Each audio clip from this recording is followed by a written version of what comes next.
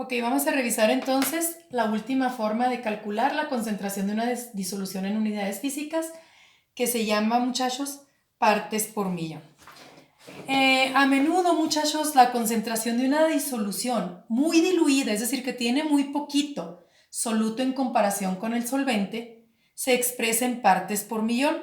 Por ejemplo, las partes por millón se usan mucho para determinar la contaminación del aire o la contaminación de agua. Por ejemplo, en Anáhuac, ¿sí? Si nos dicen, calcula la cantidad de plomo que hay en la cantidad de agua en la laguna de Bustillos.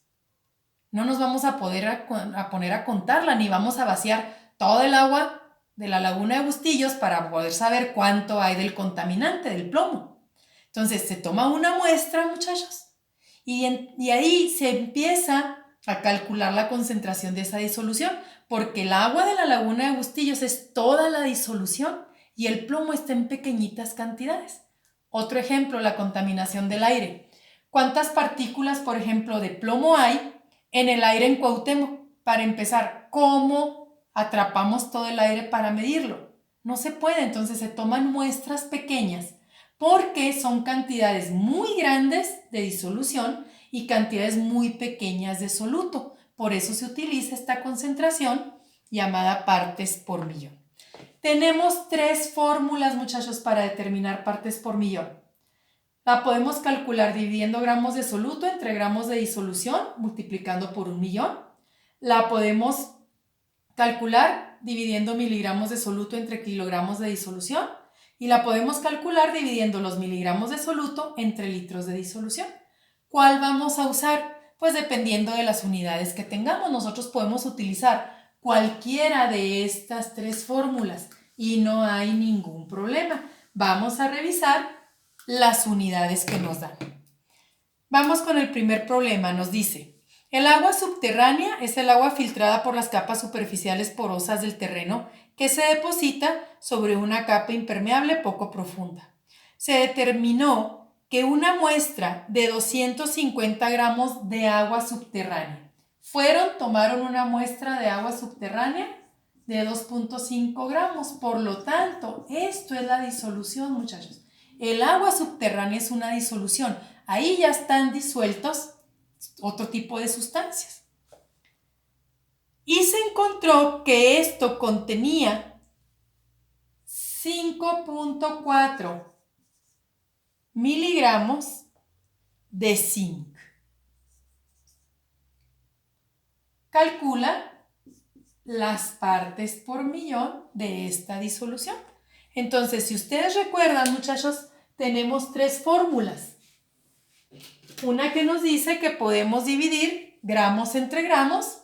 Pues esto yo lo puedo convertir a gramos, pero vamos a ver si hay otra fórmula.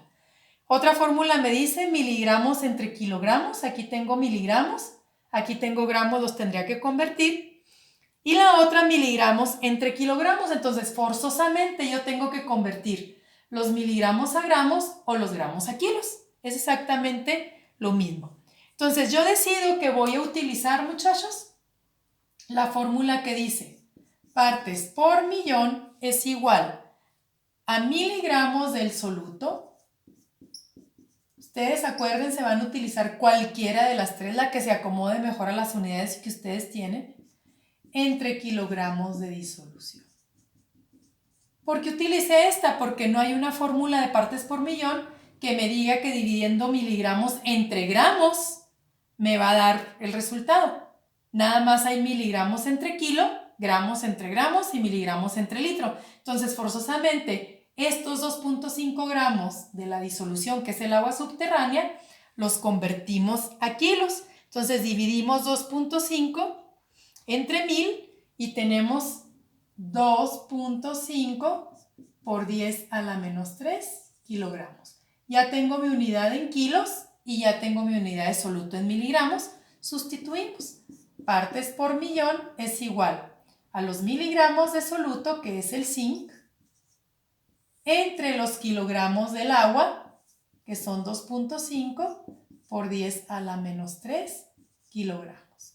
Y entonces nuestro resultado, muchachos, es 5.4 entre 2.5, notación científica a la menos 3, 2160 y lo vamos a expresar partes por millón. ppm minúscula. Y listo. Resolvimos nuestro primer problema. El siguiente problema, muchachos, dice lo siguiente. Tenemos nosotros un agua contaminada por desechos orgánicos y nos dice que esa agua ya no sirve para que haya vida en el agua. ¿Por qué? Por la contaminación. Entonces nos dice que determinemos las partes por millón de una muestra de agua contaminada de 345 gramos. Hagan de cuenta que fuimos a la laguna de Bustillos y tomamos en un recipiente 345 gramos del agua de la laguna, es decir, de una disolución. ¿Por qué disolución? Porque en el agua de la laguna ya hay disueltos ahí bastantes solutos, ¿verdad? Muchísimos. Pero a nosotros lo que nos interesa es saber, en esos 345 gramos, ¿sí? ¿Cuánto oxígeno, cuántas partes por millón hay de oxígeno? Porque al analizar esa agua se encontró que tiene 0.875 gramos de oxígeno, que parece ser que ya no es suficiente para que haya vida en la laguna de Bustillos, ¿verdad? Vida acuática. Entonces yo checo todas mis fórmulas y veo que hay una que me dice que los gramos de soluto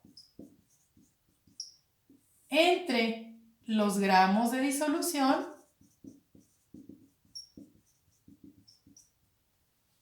por 1.000.000 me ayudan a sacar las partes por millón. Entonces sustituimos. ¿Tengo gramos de soluto? Sí, no necesito convertir la unidad. Tengo gramos de disolución también. Entonces nada más sustituimos. 0.875 gramos de oxígeno, que es el soluto, entre 345 gramos de la disolución, que es el agua de la laguna, por 1.000.000. Y las partes por millón nos van a dar como resultado 252 partes por millón hay de oxígeno disueltos en cada 345 gramos de agua de la laguna. Y listo, chicos, estas son las formas de determinar la concentración en unidades físicas de una disolución valorada.